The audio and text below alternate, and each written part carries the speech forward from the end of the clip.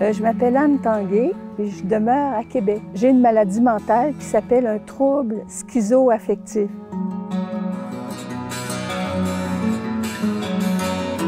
Ça veut dire que j'ai de la difficulté à établir des relations avec les autres et parce que je sens un grand vide à l'intérieur de moi, puis il y a comme une coupure qui se fait. C'est pourquoi j'ai besoin d'être entourée d'au moins une personne qui m'aime pour fonctionner normalement. Parce que sinon, je tombe dans un grand isolement intérieur. Je suis comme paralysée. Je suis un peu comme en périphérie des autres. Je me sens mis de côté parce que je ne suis pas capable de communiquer.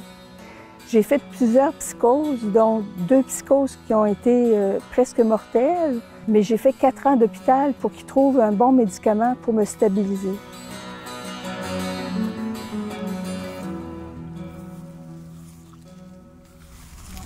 Ceux qui ont été missionnaires, ils ont une particularité à la fois d'ouverture. J'ai pris conscience que pour qu'une personne en santé mentale se sente épanouie ou s'épanouisse dans un milieu, ça prend 3 piliers. C'est comme 3 piliers.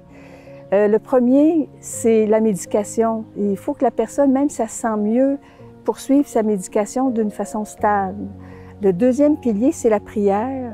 Et peu importe la sorte de prière, l'important, c'est que la personne puisse prier au moins 1 heure par jour, parler au Seigneur de ce qu'elle vit au moins 1 heure par jour. Et le troisième pilier, c'est la fraternité. Même si on a de la difficulté à entrer en relation, c'est important de s'entourer de personnes parce qu'une brebis toute seule, c'est une brebis en danger. C'est vraiment important qu'on soit entouré. Peux-tu sentir? Oh, elles sont belles. Elles sont belles, hein? Encore. Regarde, ça, c'est tout à fait le symbole de la fragilité. Celle-là. Mais elle tient encore. Elle tient encore. C'est vrai? Oui. Elle tient encore. Elle est dépouillée. Ouais. J'ai réalisé qu'il y a une parole de Dieu qui dit « Prends conseil d'une personne sage ». Et pour moi, ça voulait dire « Va voir un prêtre ou un laïc, mais quelqu'un qui est formé pour être capable de faire de l'accompagnement spirituel ou appelons ça un directeur spirituel ». J'ai eu la chance d'en avoir un et ça m'aide beaucoup à discerner qu'est-ce qui vient de la maladie, qu'est-ce qui vient du spirituel, puis de ne pas mélanger les deux, puis grandir dans ma vie avec le Seigneur et aussi dans ma vie sociale. Le directeur spirituel m'aide à ça.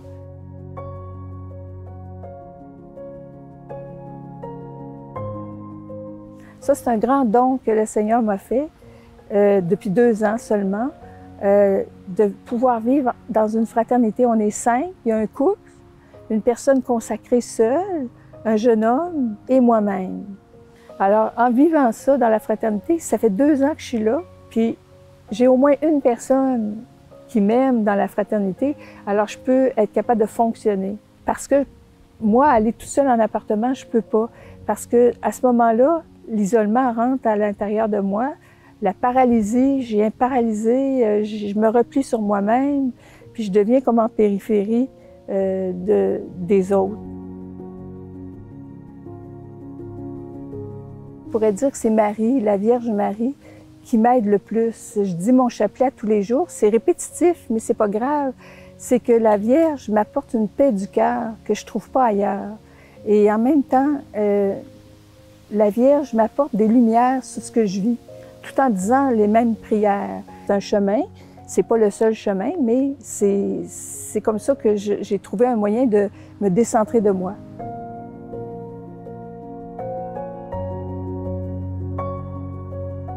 L'Eucharistie, c'est que Jésus a dit « Je suis le pain de vie ».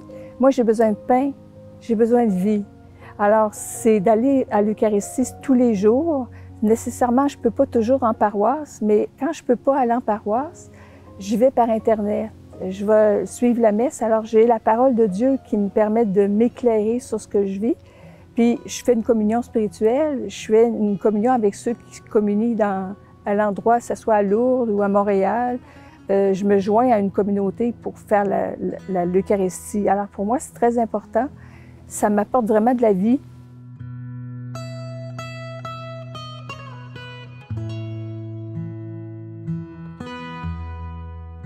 Mon cher sacrement du pardon, c'est mon préféré parce que Ça arrive souvent que je suis toute mêlée dans mon cœur, dans mon esprit. Je me suis fait blesser, j'ai blessé quelqu'un. Je réalise que j'ai un péché ou des péchés, mais je cours voir un prêtre, puis je prends la peine de ne pas accumuler. Je vais voir le prêtre, puis je me décharge dans le cœur de Jésus de tout ce qui vit de travers à l'intérieur de moi. Je me décharge, je le donne au Seigneur par le prêtre, et le signe concret que le Seigneur me donne, c'est quand le prêtre me dit « Je te pardonne tous tes péchés au nom du Père, du Fils, du Saint-Esprit ». J'aurais une parole à dire peut-être pour l'Église, pour que l'Église puisse mieux comprendre les personnes en santé mentale. Parce que c'est pas facile à comprendre, même nous, on se comprend pas. Mais on a besoin que l'Église, je dirais, fasse une sensibilisation, puis même donne une formation pour les personnes en santé mentale, spécialement pour les prêtres, parce qu'ils ont à rencontrer différentes personnes qui ont différentes maladies, et c'est pour les aider et les outiller dans leur ministère d'accompagnement spirituel. Le Seigneur est mon pasteur, je ne manque de rien.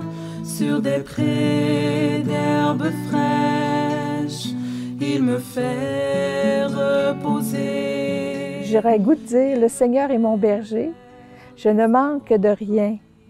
Et je souhaite, puis je prie pour que beaucoup de personnes qui vivent un problème de santé mentale trouvent une chance d'avoir une médication qui leur convient, d'avoir la prière dans leur vie, au moins 1 heure, et d'avoir une fraternité ou un groupe de personnes qui les entourent pour vivre le même épanouissement que je suis en train de vivre présentement. Je souhaite, puis je prie beaucoup pour ça, pour que d'autres aient la même grâce.